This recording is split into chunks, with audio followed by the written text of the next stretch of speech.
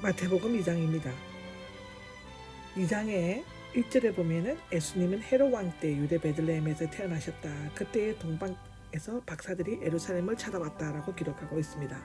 헤롯 왕은 누가복음 1장 5절을 보면 유대 베들레헴 즉 예루살렘 남쪽 15리 지점에 있는 작은 마을이었으며 에브라다로도 기록되어져 있습니다. 창세기 35장 19절에 보면 기록이 되어 있습니다. 갈릴리 바다 근처 스볼론 지파에 속한 또 다른 베들레헴과 구별하기 위해 유대를 붙인 것입니다. 히브리어로는 떡집이라는 뜻이 있고 밀바사의 말이라는 별명이 있다고 합니다. 생명의 떡이신 예수 그리스도 탄생지로서는 적당한 이름인데 동방에 쓰는 원문에는 새롭고도 놀라운 사건을 전개를 나타내는 보라가 있습니다. 문자적으로 해가 뜰 때 해가 떠오르는 곳으로서부터의 뜻입니다. 이것은 여호수아 18장 7절에도 있고 요한계시록 21장 13절에도 나옵니다. 여기에서는 박사들의 고향인 먼 동방나라에서 즉 메데, 페르시아, 바벨론, 아라비아, 발티아, 에디오피아 중 하나의 것으로 추측하고 있습니다.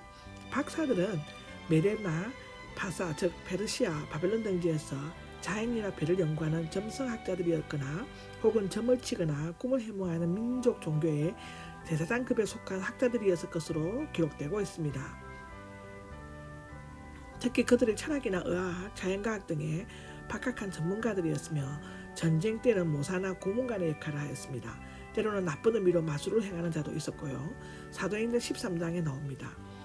찾아와서는 유대인의 왕을 찾기 위해 유대인의 수도이며 정치, 경제, 종교의 중심지인 예루살렘을 찾아왔다는 것은 너무나 자연스러운 일이었을 것입니다. 그러나 계속 배를 쫓아가지 않고 헤롯을 찾아간 그들의 인위적인 행동은 결과적으로 어린아이 대학살이라는 비극을 불러오는 계기가 되었습니다. 참 아이러니하죠. 2절에 보면 유대인의 왕으로 태어나신 분이 계십니까? 라고 나오는데요. 유대인의 왕은 똑같은 메시아였지만 유대인에게는 다윗의 자손, 이방인에게는 유대인의 왕으로 불렸습니다. 마태복음 1장 1절에 나오죠. 한편 목자에게는 메시아, 동방박사들에게는 왕을 찾게 하였습니다. 이것은 계시의 다양성을 보여주고 있는데 예수님은 왕이시면서도 메시아였습니다. 태어나신 분, 유대인의 왕이 되기 위해 태어나신이라는 뜻인데 부정과거 수동태 분사는 그 일이 이미 일어나고 만 과거의 사실임을 지적함과 동시에 간결하면서도 확정적인 의미를 내포하고 있습니다. 동방에서는 앞에 1절의 동방에서와 다른 점은 단수이며 간사로 되어 있는 것입니다. 전자는 전체 현상으로 별이 나타난 곳, 후자는 그 별이 있는 장소나 방향을 가리킵니다. 문맥상으로는 그 별이 올라오는 것을 보고 또는 그 별이 뜬 것을 보았으니 박사들이 본 별은 일상적인 자연현상이 아니라 특별한 계시적 현상이었습니다. 그분의 별, 그가 맨 앞에 나온 것은 이 별이 곧 그들의 고대하던 바로 그 왕임을 강조하기 위함입니다. 박사들이 별을 보고 유대 땅으로 찾아온 것을 보면 발람이나 다니엘의 예언에 나타난 것과 같이 별과 연관되어 있는 메시아 탄생 예언이 중동 지역에 광범위하게 퍼져 있었음을 알 수 있었습니다. 사실상 우주 만물을 창조하신 하나님께서 메시아의 탄생을 알리기 위해 전능하신 방법으로 한 별을 움직이셨다는 것은 그리 놀라운 일이 아닙니다. 하나님께서는 어부에게는 고기로, 병자에게는 병 고치심으로써, 불신자에게는 각종 이적 기사로 계신다고 합니다. 경배에 드리려 마태가 즐겨 사용한 단어로서 13번 나옵니다. 뭐에게와 뭐의 합성어이며 개가 주인에게 엎드리듯 한다는 뜻입니다. 이것은 동양에서 왕이나 군주에게 무릎을 꿇고 엎드려 절하는 것과 같은 깊은 존경심과 적대 복종심을 나타내고 있습니다. 이 기록은 창세기 19장, 마태복음 18장에 나옵니다. 박사들은 그리스도를 참된 왕으로 여겼습니다. 3절에는 헤롯 왕에 대해서 기록하고 있죠. 헬라의 순서에서 왕이란 단어가 먼저 쓰인 것은 그의 왕권을 강조하기 위함입니다. 에돔 출신인 70세의 늙은 헤롯에게 다윗의 후손의 유대인의 왕이 새로 탄생했다는 것은 청천벽력과도 같은 소식이었을 겁니다. 크게 불안해했고 한 게 있는데 원래는 물이 소용돌이 치는 것을 나타냅니다. 속이 뒤흔들리고 당하다는 흥분케 하다의 뜻을 헤롯 왕과 예루살렘의 극도의 초조와 불안, 혼란 상태에 빠져 있음을 묘사해주고 있습니다. 온 예루살렘은 예루살렘이 의인화되어 있으며 예루살렘에 거주하는 백성들, 특히 헤롯과 친분이 있거나 연관에 있는 인척들과 고관들을 종칭하고 있는데요. 헤롯이 두려워한 것과 달리 모든 백성들은 납부가 헤롯이 잔인하게 보복함으로써 야기될 정치적 혼란과 학정을 두려워하였으며 한편으로는 메시아에 대한 기대로 마음이 술렁거렸을 것입니다.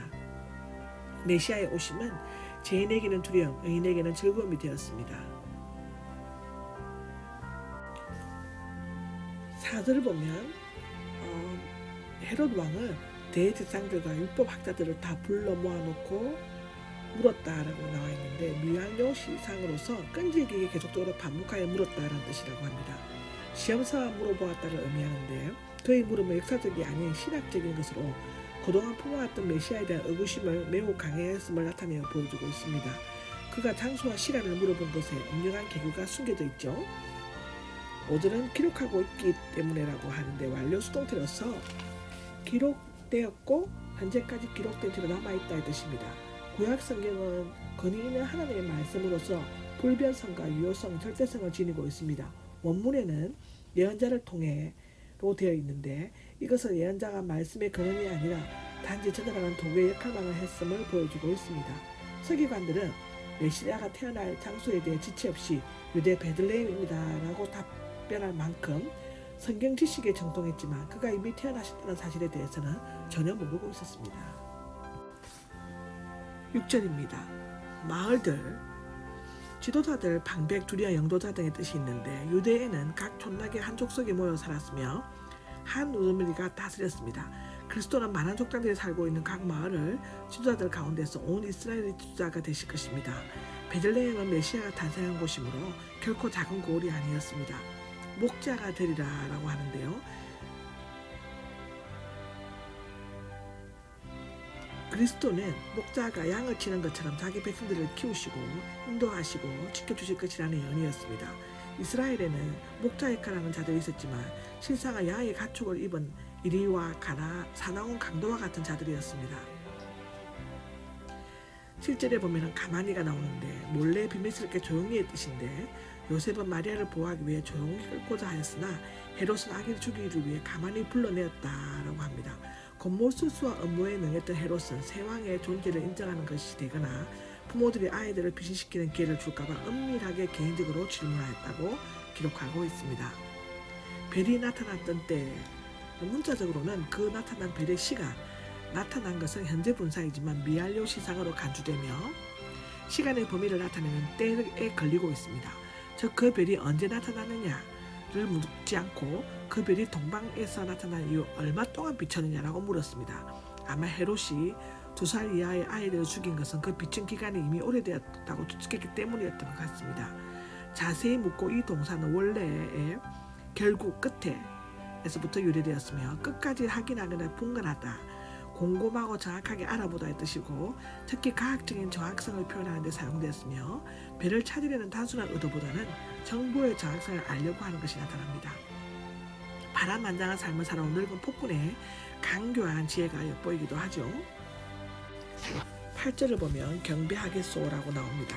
조집성과 의식이 많은 헤롯의 아기의 난때와 장소를 알았지만 보다 더 많은 정보를 정확하게 얻으려고 하였습니다. 헤롯은 박사들이 자신의 충분히 신뢰한다고 확신하고는 자신만만하게 호위병이나 전당꾼으로 하여금 뒤따르게 하지 않고 그대로 가게 하였다라고 하였습니다. 부정과거 분사를 보내면을 보면 부정과거 말하다와 동시적인 때임을 나타내지만 가서는 찾거든보다 더 앞선 동작을 나타냅니다. 여기에서 본사들이 계속 사용된 것은 시간의 긴급성과 명령의 강제성을 나타내기 위함인데요. 초조해진 폭군은 강압적으로 명령하였고 시간은 긴박하게 흘러갔습니다. 어떤 의미에서 박사들의 믿음은 모험적이었던 것입니다. 9절에 보면 떠나갔다라고 기록하고 있는데요. 그동안 박사들의 별의 인도함을 받았을 때는 무사히 길을 갈 수 있었지만 잠시 동안이나마 자신들의 노력과 추리로 인위적인 행동을 했을 때는 큰 위험을 만나게 되고 급기야는 베들레헴 아기들까지 피를 흘리게 하였다라고 기록하고 있습니다. 이제야 그들은 하늘의 별을 쳐다보면서 본래의 노정에로 들어섰습니다. 믿음은 인간의 노력이 아닌 완전한 신뢰이며 하나님께서는 믿는 자의 길을 책임지시고 끝까지 인도하십니다. 앞서 인도에 가다가 원래 손을 잡고 이끌어 간다는 뜻인데요. 서술적 미완료 시상으로 계속적으로 인도의 가다의 부정 과거인 섰는지라로 끝나고 있습니다. 박사들은 이미 서기관을 통해 메시아가 태어난 것을 알았지만 여전히 그 집을 알아내려고 끝까지 별의 도움을 받아야만 했습니다. 끝까지 달려간 그 지점에는 마침내 구원의 문은 열렸습니다. 아멘.